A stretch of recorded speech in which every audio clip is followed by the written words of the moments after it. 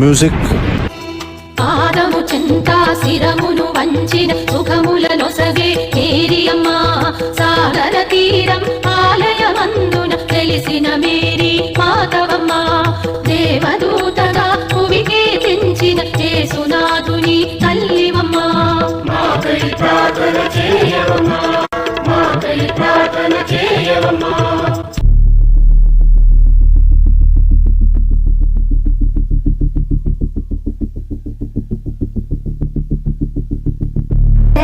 వెలంగిని మాతకి, ఆరోగ్య మాతకి, ఫాతిమా మాతకి, నిర్మలగిరి మాతకి.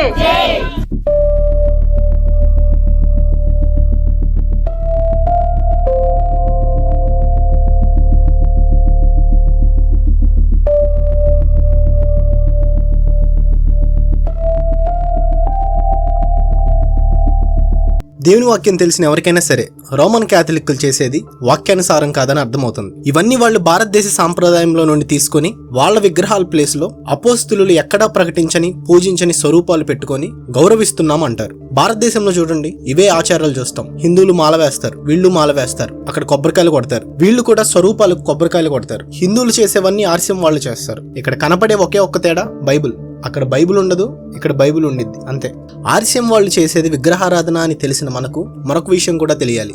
ఇప్పుడు వాళ్ళు చేసేవి చూసి ఇది వాక్యానుసారం కాదు అని అనుకుంటాం కదా, అది ఇప్పుడు మన కళ్ళారా చూసి ఇది దేవునికి వ్యతిరేకమని విడిచిపెట్టాం. కానీ మనకు తెలియకుండా వాళ్ళ నుండి వచ్చినవి చాలా పాటిస్తున్నాం. అలాంటివి చాలా ఉన్నాయి. పరిశుద్ధ గ్రంథం చూస్తే రోమన్ క్యాథలిక్ చర్చిలో కనపడే ఆ పద్ధతులు క్రొత్త నిబంధనలో ఎక్కడా కనపడవు. ఆదిమ సంఘ క్రైస్తవులు ఏ మరియ పూజ చేయలేదు, ఏ మాల వేసుకోలేదు, ఏ కొబ్బరికాయ కొట్టలేదు, ఏ స్వరూపం మోసి దానికి పూజ చేసి మేము గౌరవిస్తున్నామని చెప్పలేదు. వాళ్ళకి కనీసం సంఘం కూడా లేదు. ఇంటింటా రొట్టె విరిచారు అని కనపడుతుంది. కానీ క్యాథలిక్లు ఏమంటారంటే రోమన్ క్యాథలిక్ చర్చి యేసుక్రీస్తు స్థాపించాడు, మేమేం చేసినా వాక్యానుసారమే, మాకు మొదటి పోపు పేతురు అంటారు. కానీ యేసుక్రీస్తు ఎక్కడైనా కొబ్బరికాయ కొట్టి మా అమ్మను పూజించండి అన్నారా? లేదు కదా. ఆయన మొదట నీతిని రాజ్యాన్ని వెతకండి అన్నాడు. ఆయన రాజ్యంలో ఇలాంటి దెయ్యపు ఆరాధనలకు చోటు ఉండదు. ఈ కల్పిత స్వరూపాలను మొక్కడం ఆయన నీతి కాదు. ఇదంతా రోమన్ చక్రవర్తి కాన్స్టంటైన్ క్రైస్తవ మార్గాన్ని అంగీకరించాక వచ్చిన పద్ధతులు. అంతకు ముందు వరకు పరిశుద్ధాత్మను పొందుకున్న ఏ శిష్యుడు కూడా ఈ ఊరేగింపులు, ఈ ఆచారాలు ప్రకటించలేదు, చేయలేదు. 4వ శతాబ్దంలో క్రైస్తవం రోమన్ సామ్రాజ్యంలో అధికారిక మతంగా స్థిరపడుతున్న సమయంలో మరియమ్మను చర్చికి తల్లిగా, విశ్వాసులకు ఆదర్శంగా బోధించారు. ఆమె కన్యత్వం, ఆమె పవిత్రత గురించి లోతైన ధార్మిక చర్చలు జరిగి చర్చి పవిత్రతకు ఆమెను ఒక చిహ్నంగా భావించారు. తర్వాత క్రీస్తు శకం 431లో జరిగిన కౌన్సిల్ ఆఫ్ ఎఫెసస్ లో యేసు స్వరూపంపై వచ్చిన వివాదాల మధ్య మరియమ్మను థియోటోకస్ అంటే దేవుని జనని అని అధికారికంగా ప్రకటించారు. ఈ నిర్ణయం తర్వాత చర్చిలో ఆమెకి ఇచ్చే గౌరవం బాగా పెరిగి ఆమె పేరిట చర్చిల నిర్మాణం, పండుగలు, ప్రార్థనలో ప్రత్యేక స్థానం ఇవ్వడం మొదలైంది. యేసుక్రీస్తు చెప్పినట్టు దేవుని నీతిని, రాజ్యాన్ని వెతకడం అంటే ఏంటో తెలుసా? ఈ ఆర్స్యం బోధించిన బోధలకు, ఆచారాలకు బయట ఉండటమే. ఒకసారి మొదటి రాకడలో ఏం జరిగిందో గమనించండి. యేసుక్రీస్తు భూమి మీదకి వచ్చే సమయానికి శాస్త్రులు, పరిసయ్యులు, సద్దుకేయులు, హెరోదేయులు అనే రకరకాల గ్రూప్స్ ఉన్నాయి. కానీ యేసుక్రీస్తు వారితో కలిసి లేడు. వారి సిద్ధాంతాలకు, ఆచారాలకు బయట ఉండి సత్యం ప్రకటిస్తున్నాడు. సత్యం ప్రకటిస్తున్న దేవుడు వారికి అబద్ధికుడుగా, దెయ్యాల అధిపతిగా కనపడ్డాడు. సమాజంలో పేరున్న సంస్థలేమో మాది సత్యం, మాదే నిజమైన బోధ అనుకుంటూ బ్రతుకుతున్నారు. కానీ అది నిజమా? ఆ సంస్థకు బయట ఉన్న యేసుక్రీస్తు దగ్గర సత్యం అనేది ఉంది. ఆ ఆచారాలకు, సిద్ధాంతాలకు బయట ఉన్న యేసుక్రీస్తు దగ్గర దేవుని దగ్గరికి వెళ్లే మార్గం ఉంది. కానీ యూదులేమనుకున్నారు? మేము చేస్తున్న ఈ పండుగలు, ఈ ఆచారాలు ఇవి మాకు చాలు, మేము దేవుని సంతోషపెడుతున్నాం అనుకున్నారు. కానీ వాళ్ళు దేవుని త్రోసివేసి, ఆయన వాక్యాన్ని త్రోసివేసి వారికి నచ్చిన పద్ధతుల్లో ప్రజల్ని మెప్పిస్తూ సంత వీధుల్లో వందనాలు కోరుకుంటున్నారు. కానీ సృష్టికర్త అయిన దేవుడు వారి వర్గాలకు బయట నిజమైన వాక్యాన్ని ప్రకటిస్తున్నాడు. శిష్యుల దగ్గరికి వెళ్లి వారిని కాదు, మీరు నన్ను వెంబడించండి అన్నాడు. ఇప్పుడు కూడా అంతే.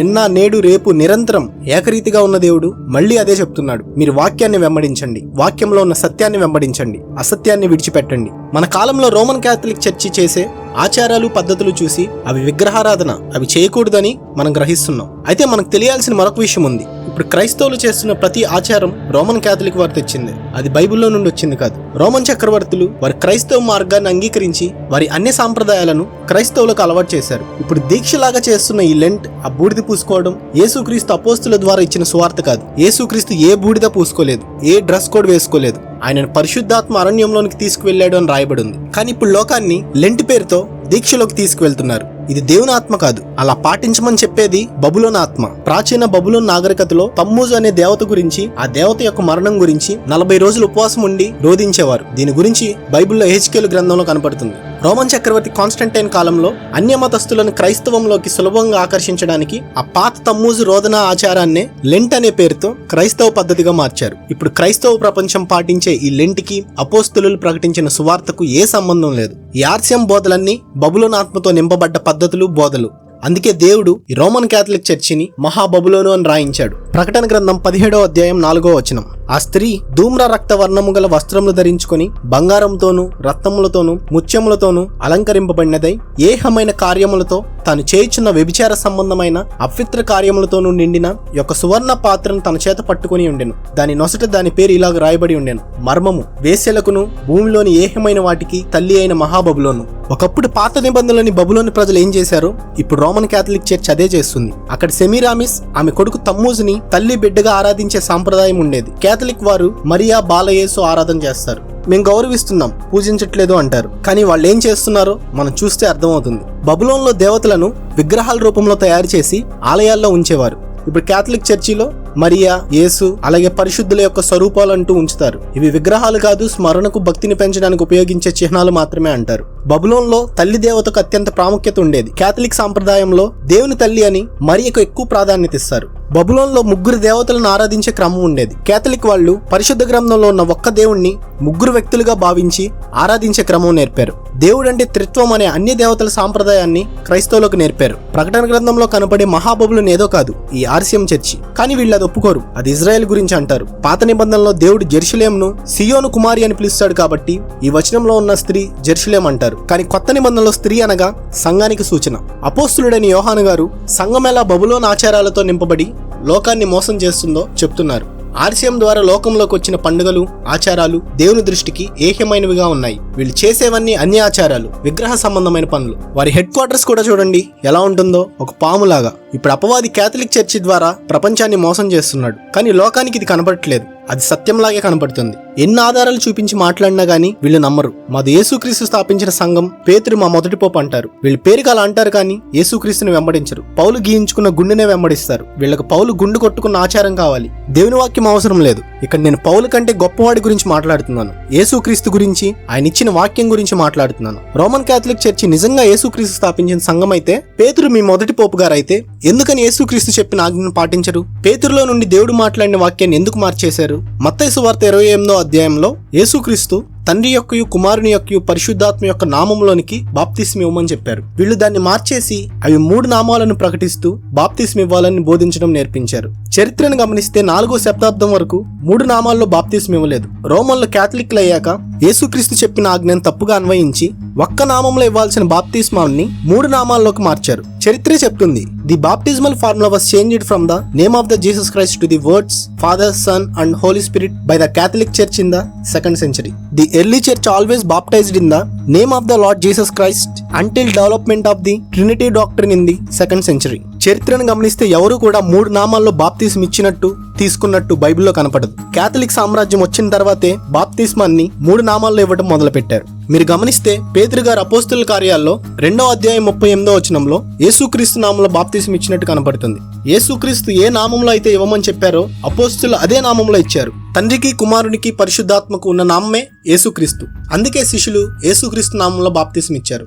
ఈ భూమి మీద ఏ మనిషి అయినా సరే యేసుక్రీస్తు మాటే వింటాడు, యేసుక్రీస్తు చెప్పినట్టే చేస్తాడు. అపోస్తులు కూడా యేసుక్రీస్తు చెప్పిన నామంలోనే బాప్తిస్మ ఇచ్చారు. ఇది ఆనాటి నైషియా కౌన్సిల్కి అర్థం కాక త్రిత్వనామాల్లోకి బాప్తిస్మ ఇవ్వడం మొదలు పెట్టారు. ఈ చరిత్ర పెద్ద పెద్ద పాస్టర్లకు కూడా తెలుసు. ఒకసారి ఈ వీడియో చూడండి. తండ్రి, కుమార, పరిశుద్ధాత్మ త్రియేక దేవుడిని యేసుక్రీస్తు నామములోనికి బిడ్డకు బాప్తిస్మ ఇస్తున్నాం. తండ్రి, కుమార, పరిశుద్ధాత్మ త్రియేక దేవుడిని యేసుక్రీస్తు నామములోనికి బిడ్డకు బాప్తిస్మ ఇస్తున్నాం.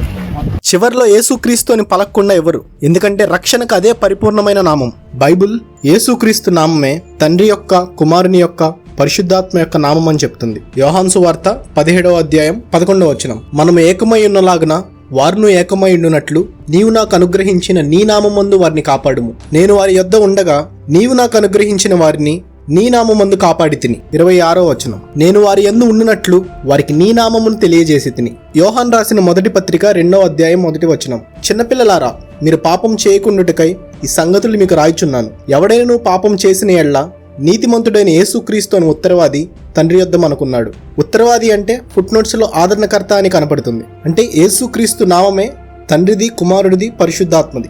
అందుకే దేవుడు పేతురు యొక్క మొదటి ప్రసంగం ద్వారా యేసుక్రీస్తు నామములో బాప్తీసం పొందండి అని ఆజ్ఞాపించాడు. యేసుక్రీస్తు ఏ బాప్తీసం అయితే ఇవ్వమన్నారో అపోస్తులు అదే బాప్తీసం ఇచ్చారు. యేసుక్రీస్తు చెప్పిన నామాన్నే ప్రకటించారు.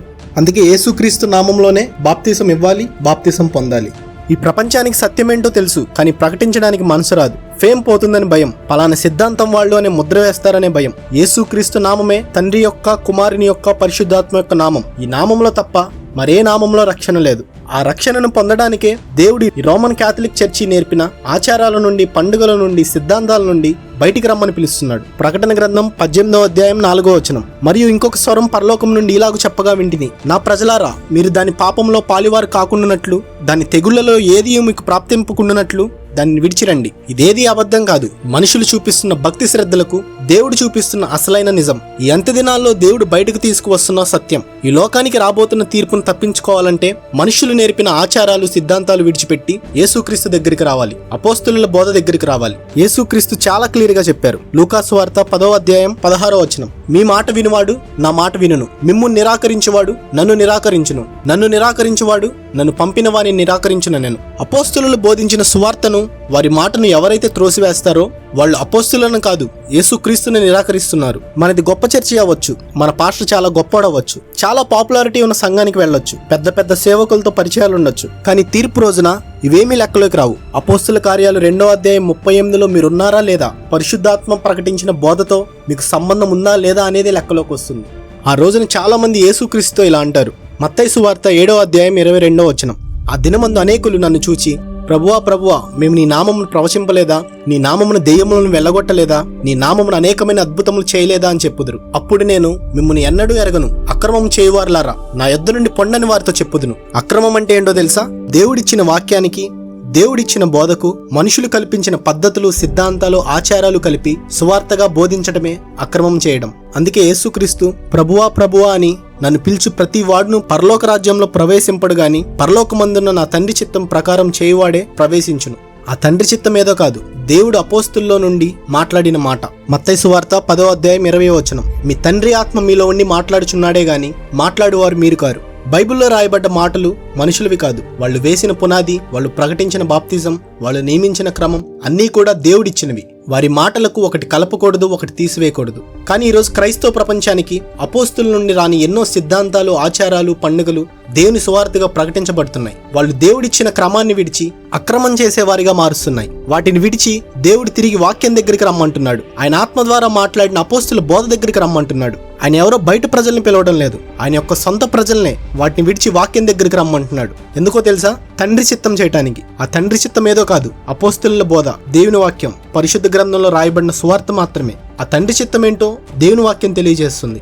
మనుషులు కల్పించిన పద్ధతులు, ఆచారాలు ఇవన్నీ మనల్ని దేవుని వాక్యం నుండి దూరం చేస్తున్నాయి. మనం దేవుణ్ణి ఆరాధిస్తున్నాం, దేవుని కోసమే చేస్తున్నాం అని మనకు అనిపించినా దేవుని దృష్టికి అవి ఏహ్యమైన వాటిగా ఉన్నాయి. మనుషులు కల్పించిన పద్ధతులు, ఆచారాలుగా కనిపిస్తున్నాయి. అందుకే దేవుడు వాటిని విడిచి వాక్యం వైపు రమ్మంటున్నాడు, వాక్యం దగ్గరికి రమ్మంటున్నాడు. ఆ వాక్యం మాత్రమే మన రాబోతున్న మహాశ్రమల నుంచి, తీర్పు నుంచి తప్పించేది.